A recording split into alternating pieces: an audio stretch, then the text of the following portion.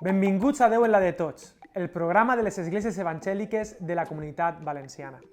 Som el poble del pa i el vi, de compartir. Com poder ser església enmig d'aquesta situació? Com poder ser el poble de la generositat i de l'esperança? No tenim temples, però per a ser església no necessitem només un lloc físic. Jesús va dir que on hi ha 2 o 3 congregats en el seu nom, ahí està ell, ahí hi ha església. Podem ser el moviment de Jesús que dona esperança al món. Per això, avui entrevistem a Miqueas Foster, el director de Gain Espanya, una organització que es dedica al desenvolupament i a l'ajuda humanitària al voltant del món. Per exemple, a l'illa de Lesbos, al camp de refugiats de Mòria. Miqueas, quines iniciatives està tenint Gain en aquesta crisi? Doncs ara mateix estem especialment enfocats en el nostre projecte a Lesbos, al camp de refugiats de Mòria.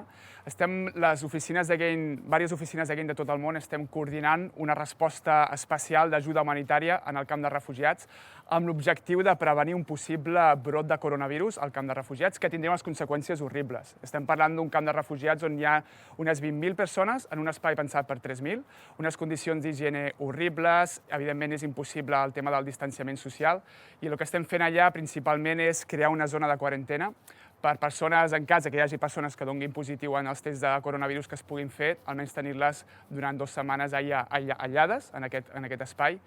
I també estem fent altres activitats com la distribució d'ajuda humanitària i també la reconstrucció d'algunes zones que estan en una situació molt deplorable o fins i tot unes que es van cremar en un incendi que hi va haver fa un mes allà. Com és el teu dia a dia en temps de coronavirus?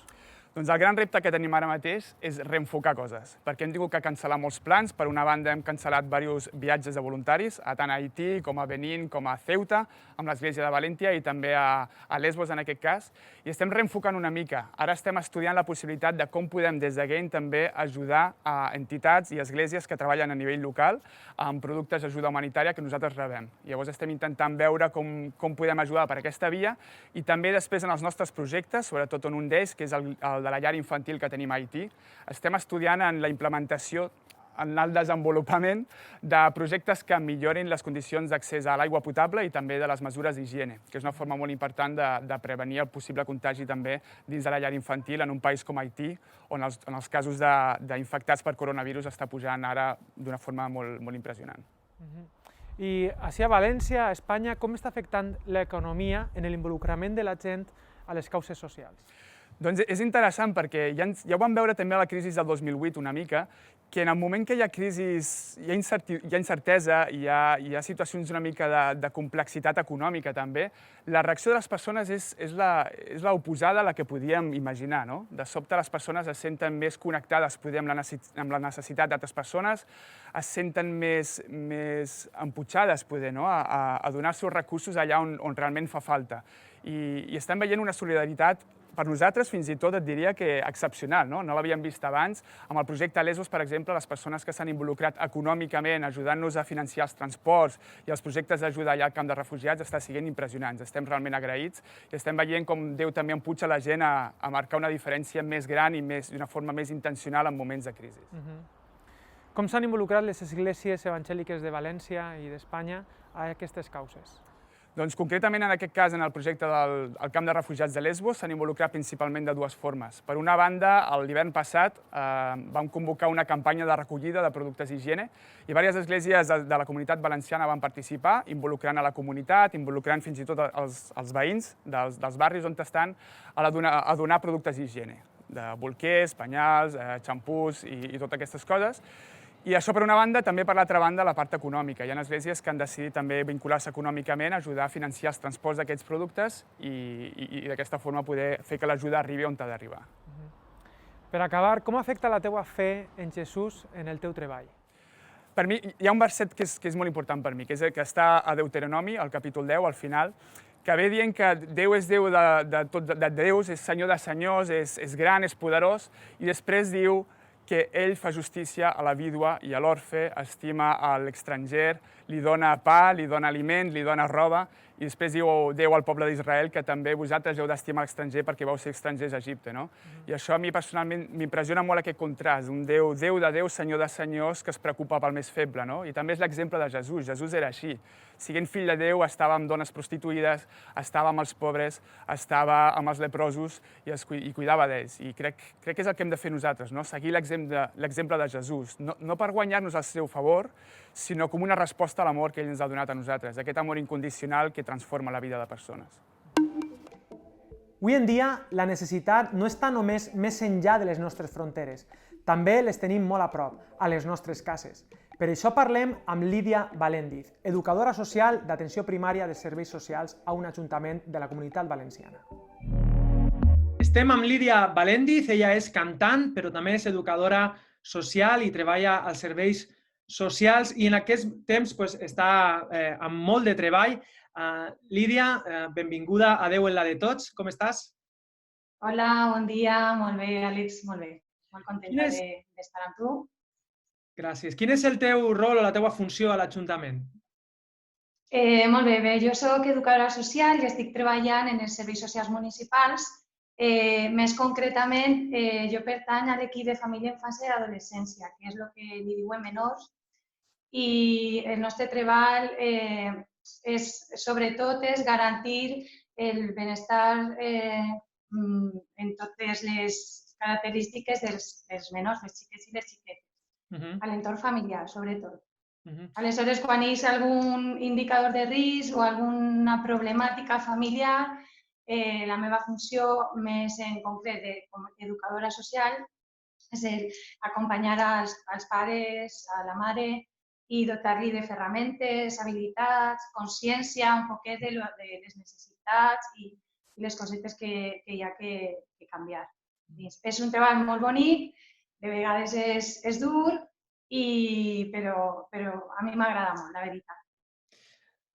Gràcies per compartir això. Quines problemàtiques invisibles darrere de la porta de les cases s'estan donant i com esteu ajudant? Quines són les intervencions que feu als serveis socials?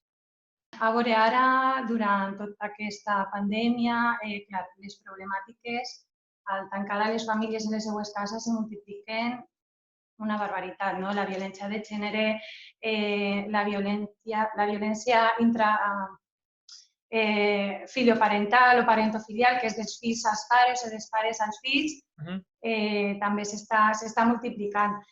S'ha de pensar que famílies on potser hi ha una persona amb una addicció que en un estat normal consumís fora de sa casa i tal volta la família no està veient els efectes directament, ara ha de consumir o no dins de sa casa.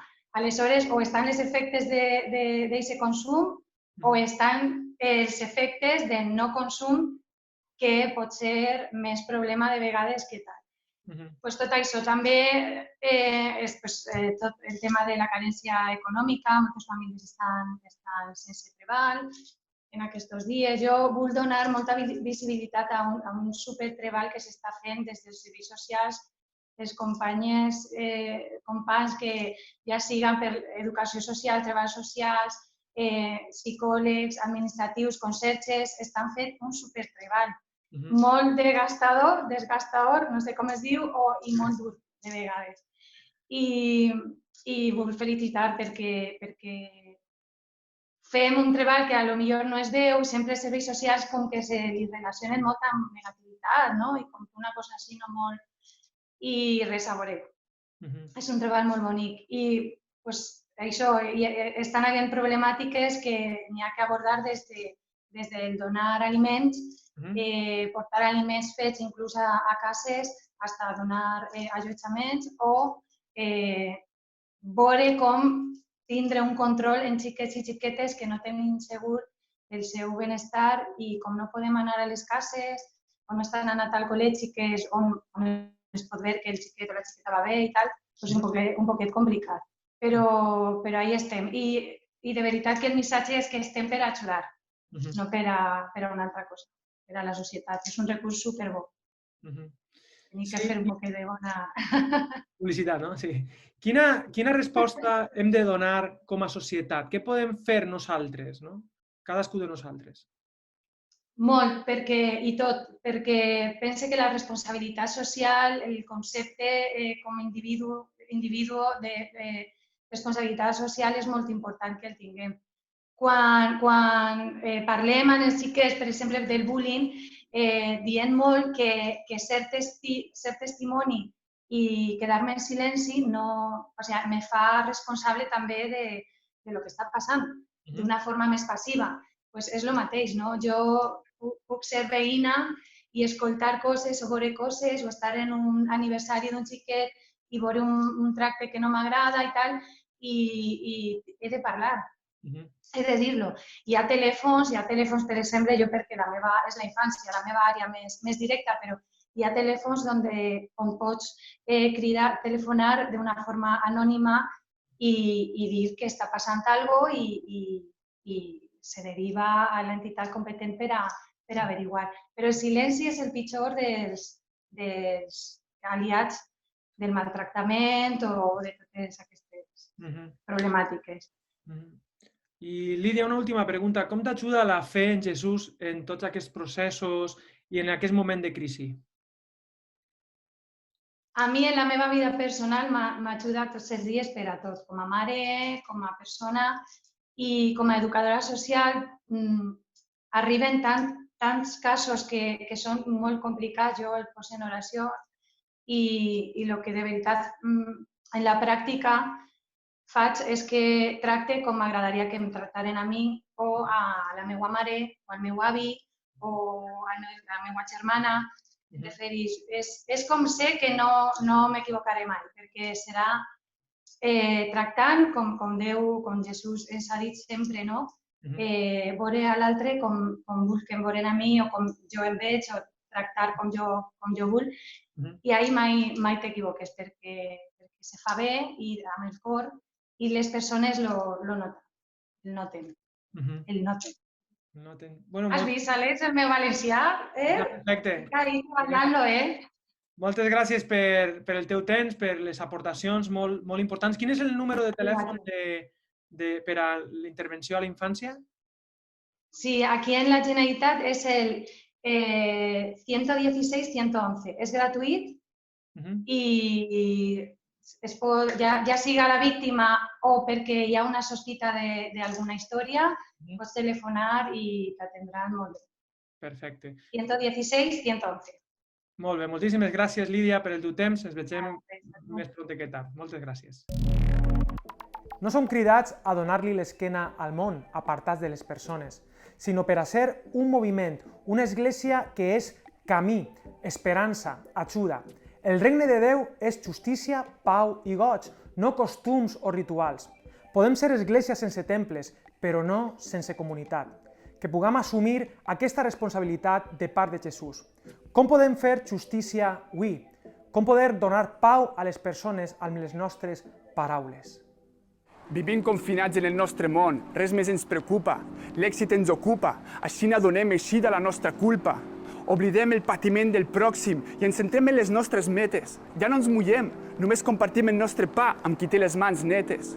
On són els herois i les heroïnes que ens inspiraven, que es deixaven la pell i la vida en el ring? On són els exemples d'amor amb els que somiàvem, les Tereses de Calcuta i els Martin Luther King?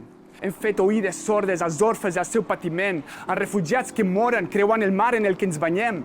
Hem apartat la mirada i ens hem tornat éssers insensibles. Si nosaltres no els mirem és com si es tornessin invisibles.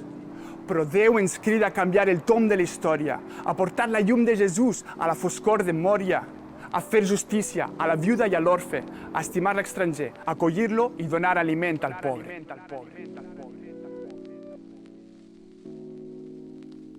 Jesús ho va fer tot per nosaltres. Es va fer responsable de les nostres vides a la creu. Nosaltres també, seguint el seu exemple, hem de ser responsables dels demés, dels que tenim prop i també dels que estan més enllà, dels més necessitats. Espere que podam disfrutar d'aquests dies en família. Cadascú a sa casa i Déu en la de tots. Gràcia i pau.